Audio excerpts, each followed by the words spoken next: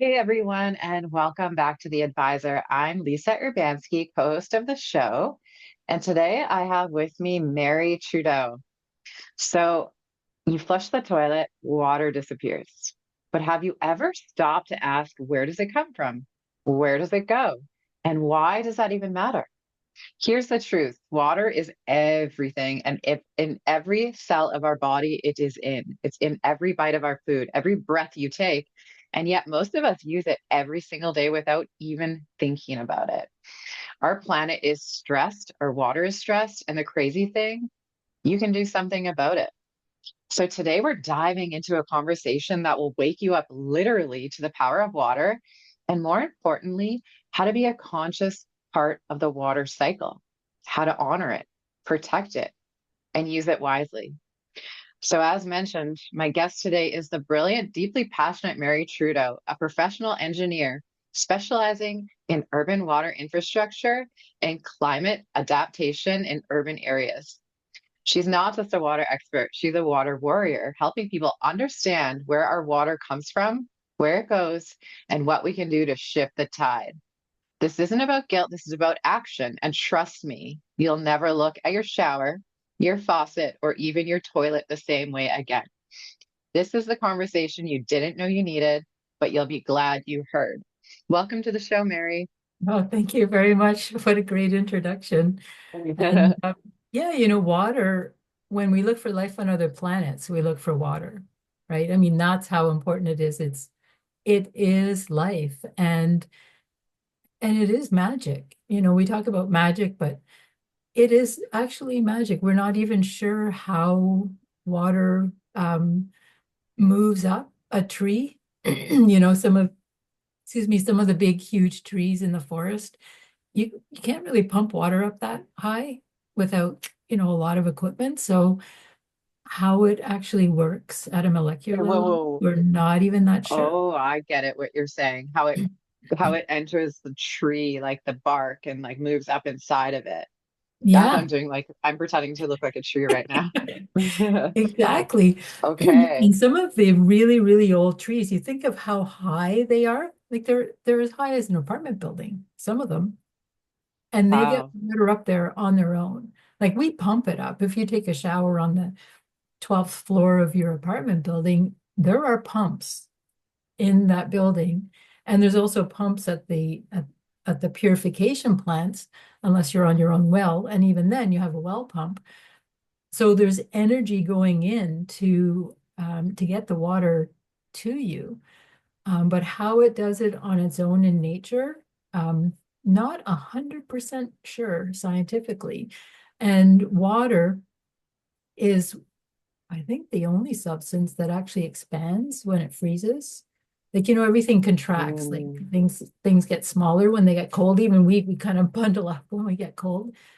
Water is actually densest at about 4 degrees Celsius, and then it starts to get bigger because it forms a crystal, like a lattice, and that's probably why it keeps things alive in lakes, because if it got heavier and it fell to the bottom, it would crush whatever is trying to live through the winter at the bottom of the lake. So anyway, there's just lots of really mysterious and magical things about water. Um, but because we need it, like basically to live, um, we don't really think about it that much. We don't need to know where the water comes from. We turn on the tap and it comes out. And if we think about why we use it, like it comes out of the tap, why are we using it? We're washing with it. We wash with it because it's called a universal solvent. It's not everything, like oily substances float on water, but water washes things because of the way the water molecule is built. We all hear H2O, two hydrogen, an oxygen. That's kind of like the boring science stuff. But the way the water molecule is built, it's charged, like it's got a positive and a negative, and and they will help break apart whatever it is we're trying to wash, whether it's our dishes or our body or our hair. Um, it's a universal solvent. And so that's why when we use it, we do need to be mindful about how we use water, because it's taking all of that stuff that we were washing off into the water. So the water, everybody is connected to an ocean. So no matter where you are, when you turn on your tap, the water that comes out, when it goes back down the drain, if it stays as water, ultimately it will end up in an ocean. It might evaporate, a fish might drink it, somebody's cat might drink it somewhere. But if it stays as water, it will eventually end up in an ocean. And so in that way, that's the water cycle, right? Like what we're putting into it stays in it until some kind of process takes it out, or it hits the ocean. And if it's a biological type of thing we're putting in, then there are microbes that can help break that down. But if it's a nasty chemical, then it's in the water until basically, again, a fish or something drinks it, and then it goes into the body of that fish or somebody that we know, like a person. We drink water as well, right? So being mindful about, first of all, where does it come from? How does it even get into the tap? And then where does it go afterwards? And what can I do in between? Because, we have lots of problems. We could spend this whole time talking about, climate change and animal animals, that some of the populations are declining, political issues, mental health issues. Like there's all kinds of things, and it can feel kind of overwhelming sometimes. And the antidote to that is to really know that there are things you can do. And the beauty about water is almost anything you do is connected to water and makes it better. So that's the good news. I mean, it's connected to everything. And so pretty well anything you do, that no matter how small it is, will start to make a difference. So what you put down, if you have, for example, medications that are left over, your cold is finished or whatever, or they've expired, you want to put those into a solid waste, like a trash bag. You don't want to put those down the drain, because Yeah, I they know so many people who do that, who flush their exactly. medications. Yeah. And so then that goes back into like the city's water supply, correct? Well, it goes And then into it the goes through the sewers. filtration systems, the Yeah. sewers, back through filtration, and then back into our pipes, Yeah, ultimately. essentially. Yeah. Okay. So the wastewater treatment plants aren't designed to remove those things. Like we're using technologies. Most cities are using technologies from 100 years ago. They were basically designed 100 years ago. So they were designed to take out biological, like, poop, basically. Um, Mhm. they were not designed to take out pharmaceuticals and microplastics and nanoparticles, all of these things. So they they go somewhere. There's no such place as a way. So if you put it down the drain, it either ends up in the water or in the solids that they take out. And even those, sometimes they're put on farmers' fields because there's lots of nutrients in them, but then Mm. there's, metals. So so the way it works, we'll start from the river. We'll end up in the river. Sorry. So it could be a lake, could be a creek, could be an aquifer right underneath the ground, but I'm going to use the word river sort of as a generic term, I guess, because most cities were built because there was a river there, right? There, we didn't Yeah, you need a water source. exactly, we need a water source. And it was transportation as well, right? It wasn't just because of drinking and bathing, it was because that's how people got around when a lot of the cities were first founded.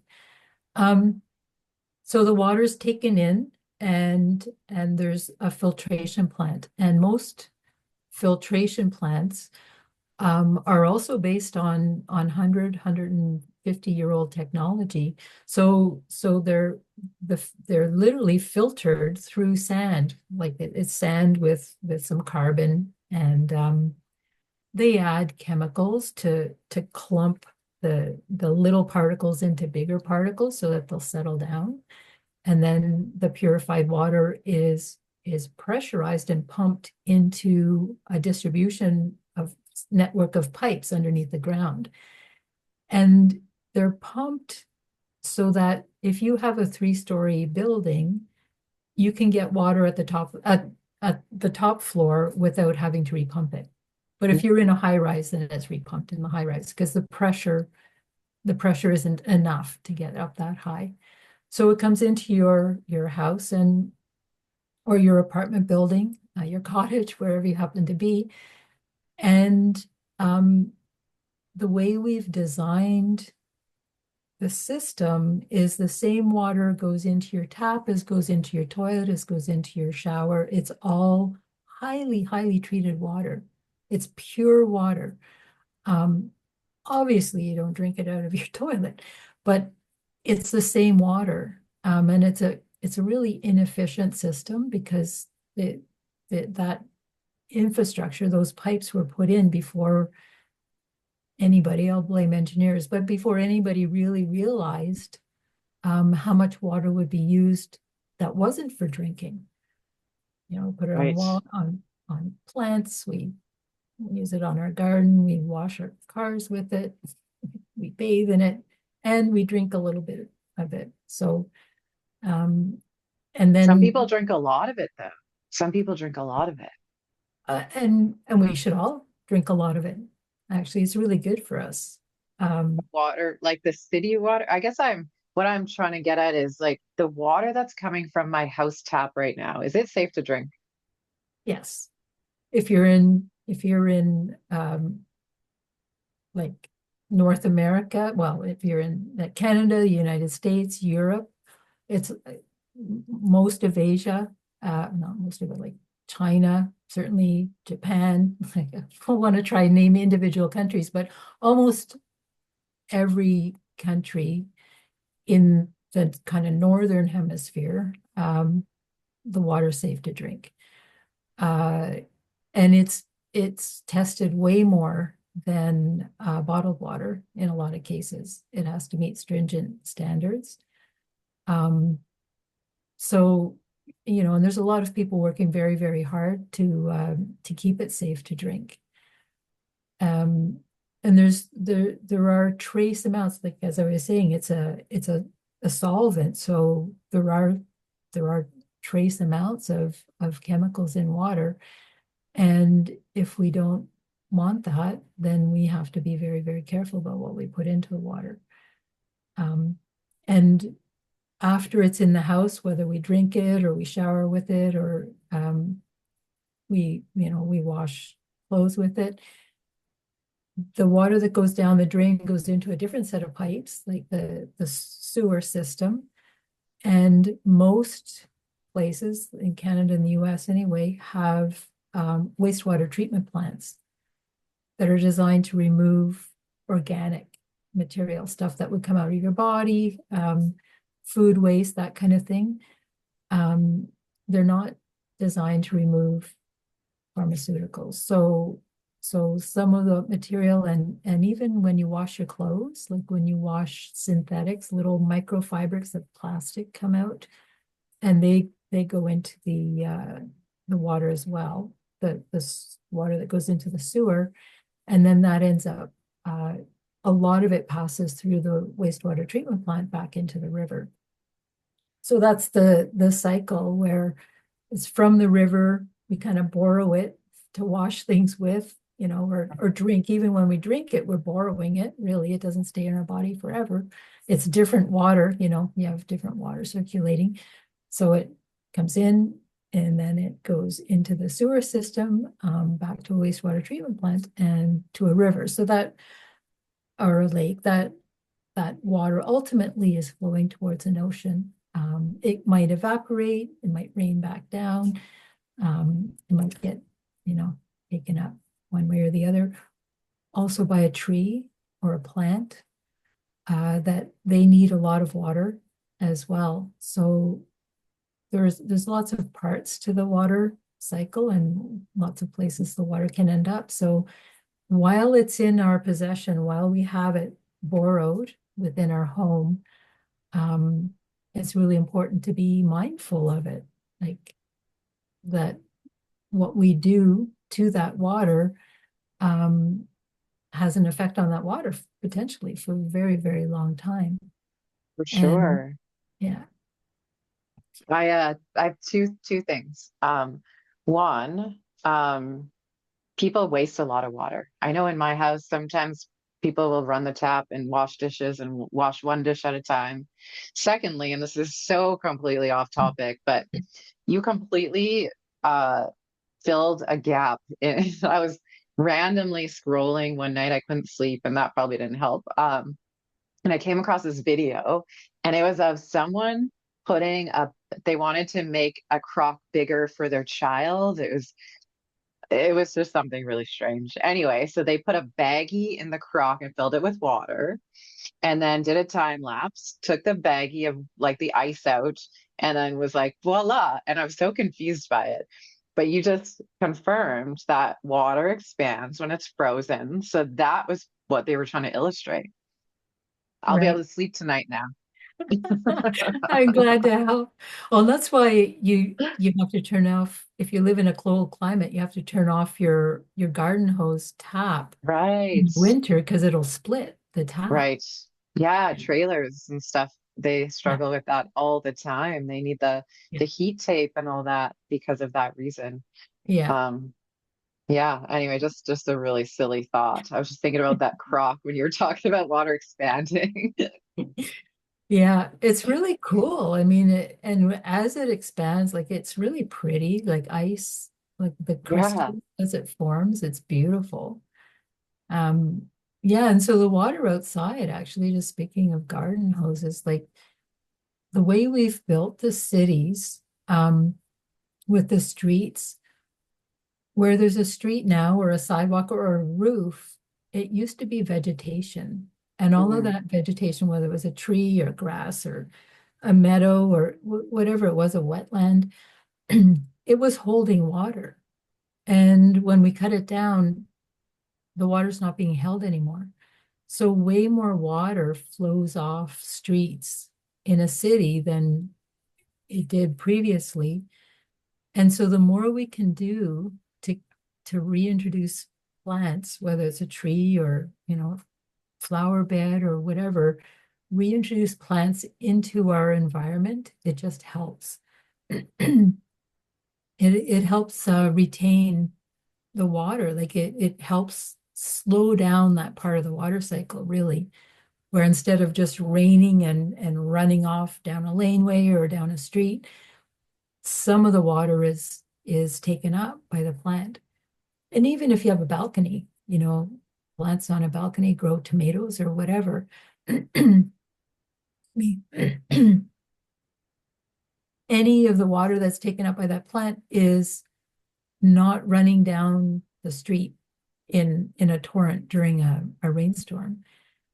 And I think what a lot of people don't realize is that water goes right into a river or a creek. Like it doesn't go into a sanitary sewer. It doesn't go to a wastewater treatment plant unless it's a very, very old part of the city. It's going right into a creek or a river. And that's why you don't really see trout in urban water. Um, it's not pollution. Usually it's temperature because when the right. rain falls on the hot asphalt in the summer, it gets too hot for trout and it's going right into Interesting. a river. Right. Yeah. So water, I mean, we need it for life. We know that, but it's also habitat.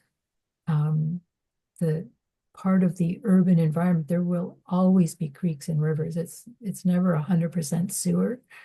And and so, if people like wash their car, for example, on the street, that soap is going into a river, right into, and sometimes I see people that are pouring paint or something down a storm sewer. It's like, do you have Right. any idea that's going right into the environment. It is not going to a treatment plant. So, road salt and litter, like cigarette butts have plastic in the filters. Hmm. That's the most common litter is found. And, like a plastic bottle or some kind of trash on the street, it literally can, it's on its way to an ocean if it's flowing off the street. Yeah. So let's spread the word. How do we get more people to take it seriously, I guess? Why do we do that? It reminds me of people when I'm driving who throw their takeout food bag out the window. And in my mind, I'm like, where do they think that's going to go? Right? Like, Yeah. why don't you hang on to that, throw it in the garbage when you get home? Like, why do we do stuff like that? It's bizarre. Um, I think it's a lack of awareness. Hmm. I Like, agree. and um not just awareness about garbage or whatever, but just a lack of awareness about how incredible our planet is. Right. Like it's so beautiful and so diverse and amazing. Like if you allow yourself a little bit of time to just notice how incredible this place is, you don't want to throw something out your car window. Like you want to celebrate it, right? You want to go, wow, like look at that tree, bird, kid, animal, whatever it is. Like if you just allow yourself enough space in your day, and it can be like seconds to really appreciate. And I think that is, we use the word mindfulness, but I think that is Mm. mindfulness, just allowing a little bit of space to say, wow, look at how incredible that drop of water running down the sidewalk is. It sparkles in the sunlight and it's providing, I don't know, water for a bird or for something, a Right. squirrel. Um, so I think just knowing that if you allow yourself to notice, it starts to open up a bit of awareness. And the other thing I think that's really important is to really to really know that what each individual does makes a difference. Because I think people can feel kind of overwhelmed, like, well, there's lots of problems, and we, can talk about problems endlessly, but we can also make a difference, like in our own space. And there's no point in thinking about how little difference it's making to other people's space, because it's up to them to make the difference in their space. And we see cumulative effects with the number of likes on some funny video or whatever. It's like, wow, look at how many people appreciated that. And it can be the same thing for the natural world. Like they don't get likes, like a water drop doesn't get likes, but it's the same idea. Like the more people that notice it, the more, I guess I want to say, healing energy even that the planet gets from us. For sure. It's almost like the same concept of when it comes time to voting, people don't vote, but they don't consider, if they're thinking that way, I'm just one person. It's not going to make a difference.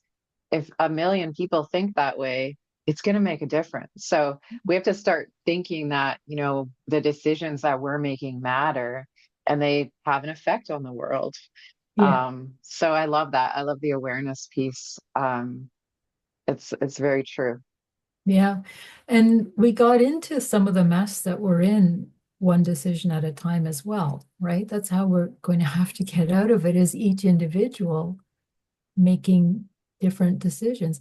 And the thing is, it's not a burden. Like, is it a burden to plant a nice flower on your balcony, in your yard, instead of repaving something, to just let it go and plant flowers? Like it's maybe a different, culturally a different approach, but native, like planting a native plant, whether it's a tree or milkweed for monarch butterflies, depending on where you live. Those things, first of all, they're beautiful. They take up water, so they help the water cycle, and they also help biodiversity. Plus, plus you get the enjoyment of them. Like it's a multiple win all around. And it's not like a chore. Oh, I have to take care of the water. It's like, wow, look at what the water's doing for me. Yeah, it's a privilege to have access to the water. So we got to respect the water. Yeah. I have a question for you, Mary, and I'm sure our listeners are wondering too. Where did your passion for water come from? Um, I I don't know, but I know that I've always just thought it was incredibly beautiful. I remember watching sparkles even as a kid, like sunlight sparkling on water, and the Mhm. sound of it as well. Like Oh yeah, there's the so many waves, sounds. Hmm? the waves, the ocean. I'm picturing that right now. I can hear it actually. Yeah. Or even just raindrops on a window, Mm. like little Or on a tiny tent sound. when you're camping, that sound, that pitter patter, it's like Yeah, so therapeutic. it's so beautiful. Yeah. Look at, I'm getting excited now about water. There you go. Yeah, it's just and it's everywhere, like 70 something like 70% of an adult body is water. Like your kid is even more if you have a kid, like they're, I don't know, over 80% water. So, like my favorite water is in my son's. But, Right. not to play favorites too much, but it's just I don't know where the passion came from, but I'm glad I have it actually. Nice. And next question that comes to mind, how much water do you drink in a day? Um, I would say 2 or 2 liters, maybe. How Okay. many cups is that? Uh, that might be 6 or 8 cups. I'm not doing the Okay. math in my head very well, but quite And I'm not a numbers girl either, so I can't help you out, but a sounds about right. I think you're supposed to drink about 2 to 3 liters a day based on body weight. Yeah. So that was straight up water. I mean, I also drink tea, so Mm. that I'm not counting in that. And there's a lot of Hmm. water, like in an apple. So we don't always think of the water in food, but you can actually get quite a bit of water from fruit and vegetables as well. Right, right. So what should we be doing? How do we create change? What are you going to tell our listeners? What are little steps that we can take in order to, help the planet, respect our water? Well, one notice that whatever it is about the water, the look of it, the sound of it, the feel of it. Um, so notice and allow yourself to be amazed by it. Like just a little, it doesn't have to be long, just a little space. And then be mindful of how you're using it, what you're putting into it.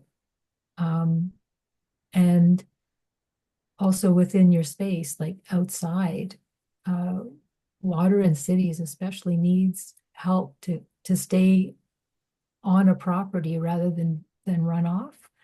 And yeah, so depending on your space, you can have a plant, make sure you don't use like a weed killer or something. If you have a garden, like any chemical you put on it, it does end up in the water. And, if a garden tool will pull up weeds, or if you're not into that, hire a neighborhood kid to pull weeds, rather than chemically killing things on the ground. That's actually really bad for water.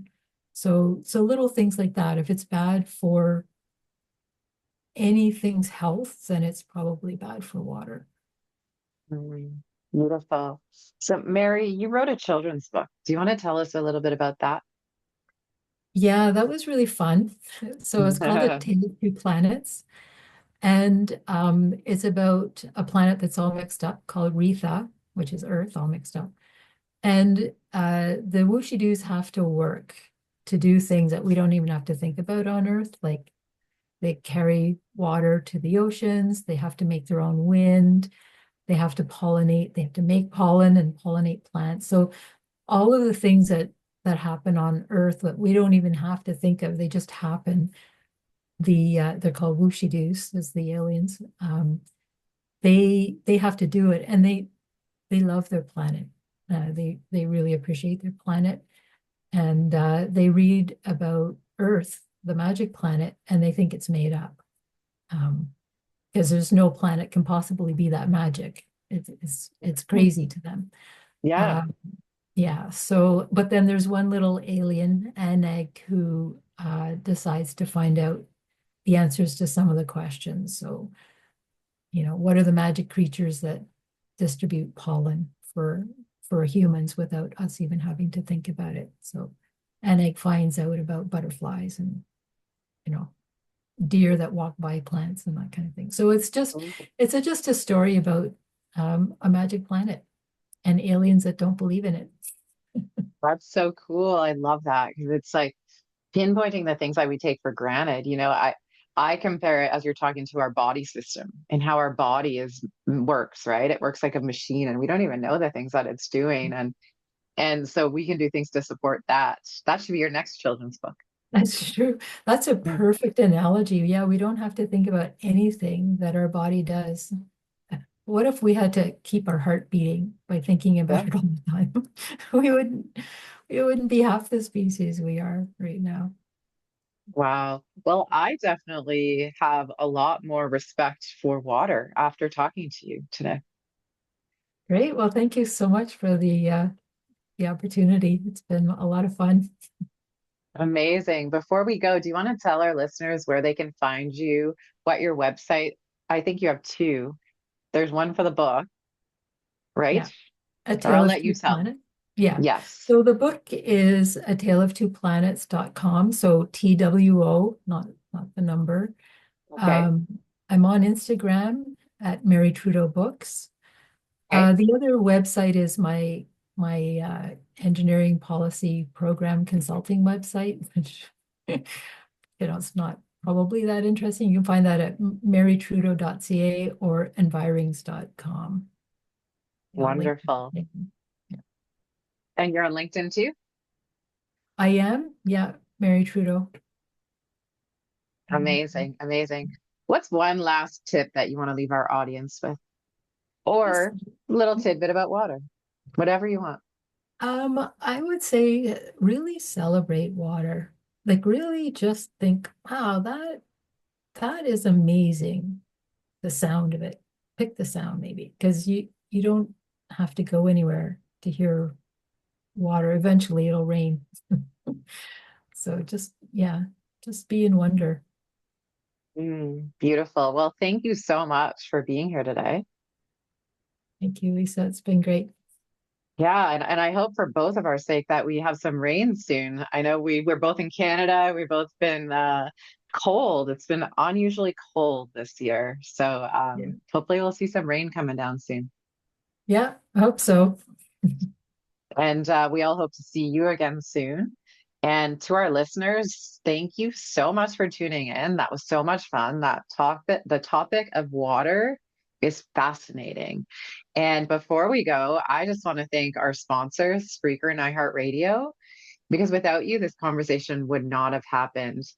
Like, subscribe, and feel free to leave comments below if there's anything, if you have questions for Mary about the water system, about making Crocs expand with ice. Don't ask her that, please.